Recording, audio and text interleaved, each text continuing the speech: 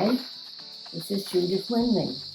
I'd like to welcome you to the 36th Annual Wine and Cheese Festival. Here's to your health, happiness, and a return to normalcy.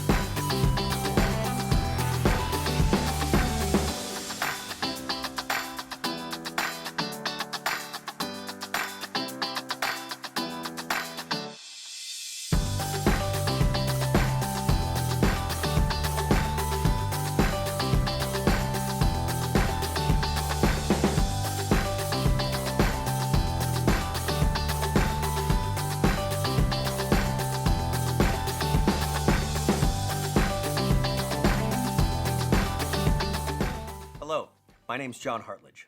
On behalf of the Friends of Karen Ann Quinlan Hospice, I want to welcome you to the 2020 Virtual Wine and Cheese Festival. For the last 36 years, the Friends of Karen Ann Quinlan Hospice Foundation and Burke's Wine and Liquor in Sparta have committed to bring you this amazing event with hundreds of guests, many wines, and a beautiful event down in Frieden, New Jersey at the Waterwheel Farm, the beautiful, picturesque Waterwheel Farm. This year, as we know, is a little bit different. For the safety of our hundreds of guests and supporters, we wanted to bring you a virtual event, but still give you the flavor of all the great collaboration and support that we get from this vibrant community for this amazing organization. Thank you for joining us, and thank you for your continued support. I'll see you later for a really fun wine chat. Hello, my name is Jason Byers with Life Force Living Caregivers, and I would like to make a toast. May you live as long as you like and have all you like as long as you live. Cheers to Karen Ann Quinlan and all in attendance. Cheers to 40 years. To the Karen Ann Quinlan for their good service in the community. Thank you very much. Cheers.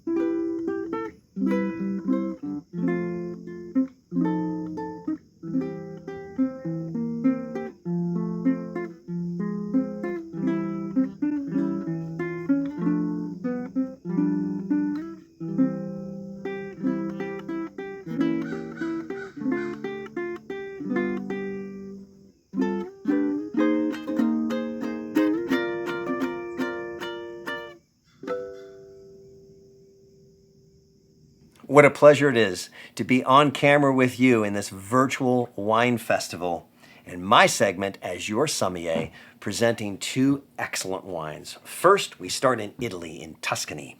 Vernaccia di San Gimignano, produced right near Siena. Really amazing tourist trap, part of the reason why it's so popular, but excellent wine. Then we go to the Valley of Casablanca in Chile, and we talk about Syrah. And what I love is that this area defines what comes out in the glass in this finished product of wine. Next, we'll do a little bit of wine and food pairing, and then we'll have some chocolate. And it is going to be fun. Let's chat wine.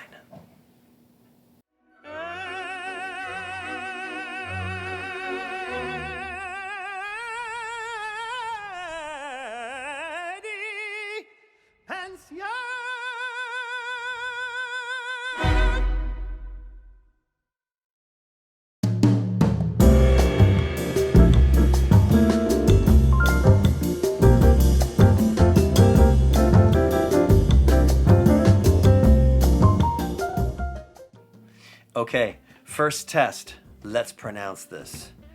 Vernaccia di San Gimignano. Yes, Riserva. So that's a kind of a mouthful, but wow, does it pack a lot of information.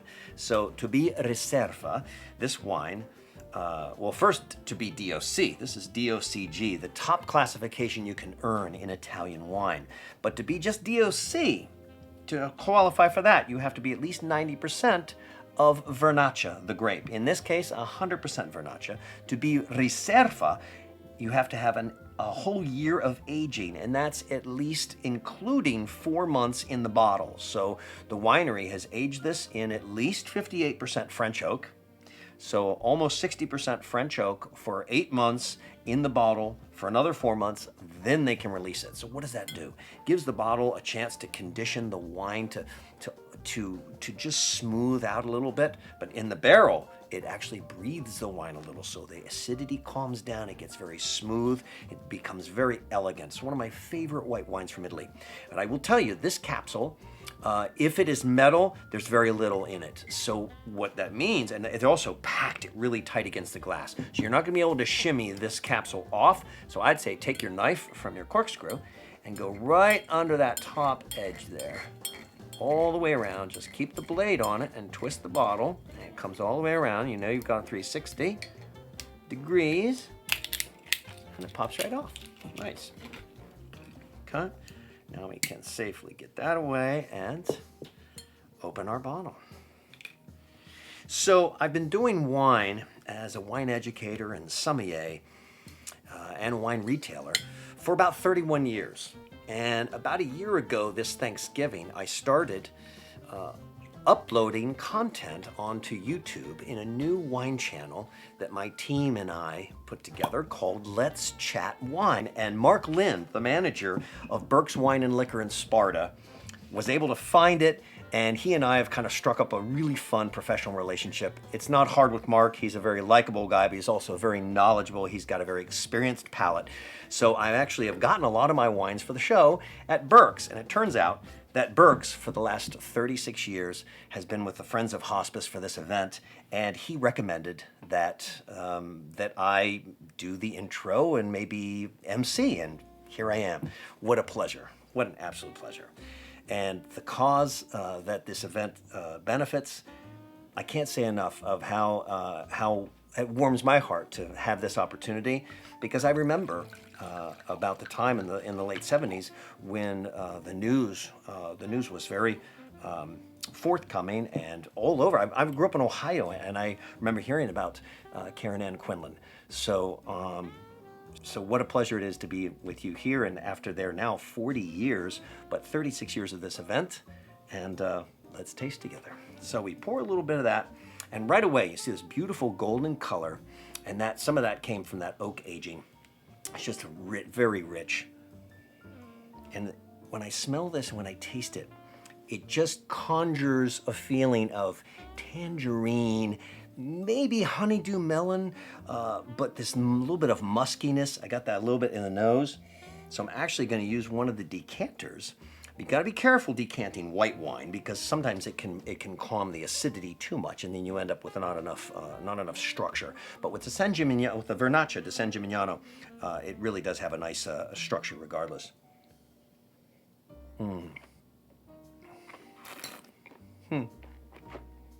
Now me, when I taste, I use a spit bucket. That way I can keep my palate nice and fresh, and I don't fall over in the middle of the interview or in the middle of the episode.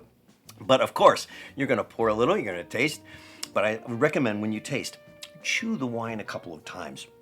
It really allows the wine to warm up, involve a sense of smell, and coat more taste buds. And you really taste all these really fun nuances and flavorings. And you may or may not get the tangerine and the melon or the musk. It's just kind of an overall feeling. Just kind of clear your senses and just enjoy. The surprise here, now it's certainly going to go with the cheese. I know that.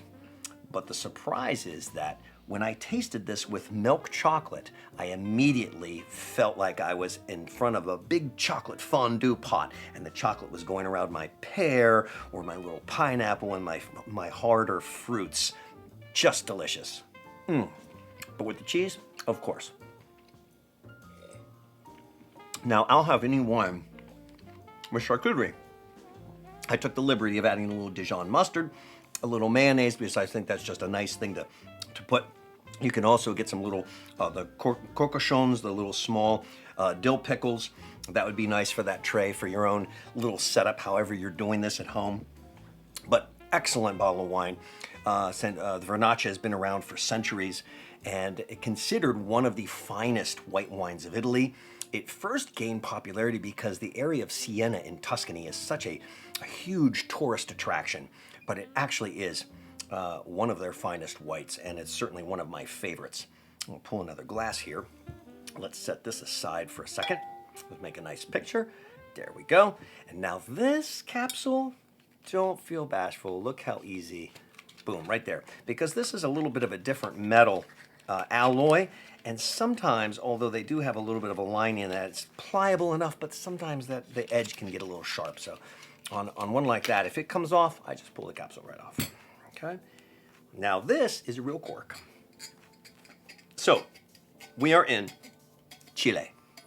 And in the south of Chile, this is south of the equator. So as you go farther south in the southern hemisphere, you actually get colder. It's like us going north towards the North Pole. You're going towards the South Pole. This is coastally influenced on the southwestern part of Chile. Very amazing area as far as geography and weather and climate for Pinot Noir and Sauvignon Blanc. They actually established the Valle de Casablanca as an area for Sauvignon Blanc. And Quinte is a cooperative of a number of really good winemakers. And they first went down there, like I said, for Sauvignon Blanc. I mean, beautiful Sauvignon Blancs. Wonderful. I always check when it's a real cork, just to make sure I don't get corkiness. No, neutral. Just maybe a little bit of a hint of dark grape that's starting to come out.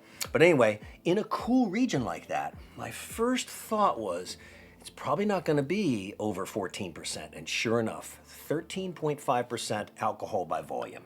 Now, in an area where you would have really high heat and shorter growing season, but very ripe fruit, you may get to with a Syrah to 14.5%. Think of Shiraz, it's the same grape. The Shiraz from Australia typically is 14% and above, and you expect a jamminess, a big black fruit. When I see 13.5% or 13%, I expect more of a northern Rhone, maybe Saint-Joseph area, southeast France. A little more cooler climate approach, and it's exactly what I got when I opened this cork. Fabulous food wine, and we are definitely going to decant it. But I say food wine because Syrah has this nice bold acidity. It has good tannins, good structure, big roasty kind of aromatic. But without that dense fruit, then it's a little more, let's couple it with food. That acidity is gonna go really nice. Now here's what's interesting. After I breathed it, I kept the bottle open for a day. I started getting red currant. I won't go as far as black currant. So still the red berries. It's still more of a fresh style.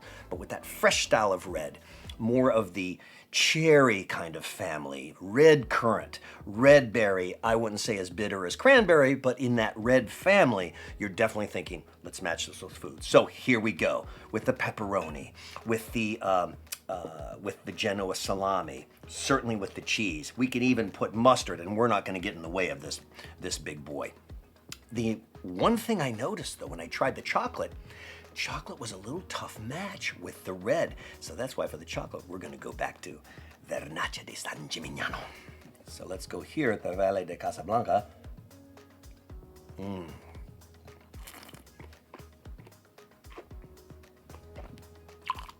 I have to say, even smoother right out of the bottle than the first bottle I had tasted.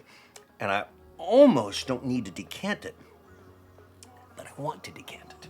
So, because I really love using these devices, they incorporate Bernoulli's principle, and it's something that I just love. From the old science experiments in 7th and 8th grade, when you'd have the water coming through the hose and you'd have one little hole and you would evacuate a vessel, because as this liquid goes through, it actually pulls in, because the inertia of liquid moving through those slots pulls air into it. So what do you do by pulling air? You oxidize it, just like you would do with a decanter. On a nice tilt, pour a little wine in, do a little swirl. So let's do this. Here comes Bernoulli's principle. Whoa, hello. Okay, I've got a nice filter just in case there's sediment. Here we go. Oh, that sound. You hear that goose goose sound?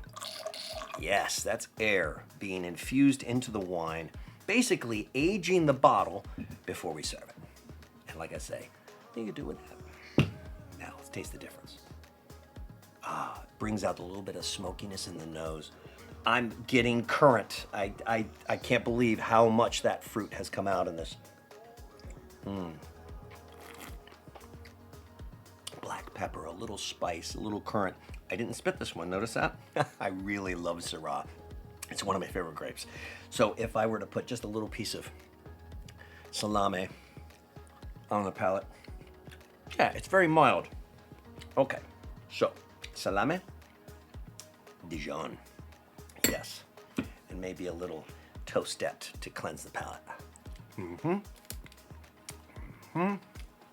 The mustard, Dijon style mustard, with the salami. Let's see. Oh, it's just like kind of come together. It's just really, really quite nice. I love it how one or the other kind of disappears into the next. And I dare say the salami cancels out the smokiness. I just get this cleansing feeling on the end of the palate. It's perfect. It sets my palate up for another taste, which is really fun with food and wine when they work really well. Okay, real quick, only because there's a lot of acidity, delicious acidity for food, I'm going to decant the Vernaccia. Yes, same principle as the Venturi. That's the Crystal Vin. And we're gonna try it with milk chocolate. So here we go. Just softens the acid, brings out a little more of the melony fruit. So much smoother on the finish even. It made it just, the creaminess of milk chocolate. I love Dove chocolates. I keep them in my house all the time.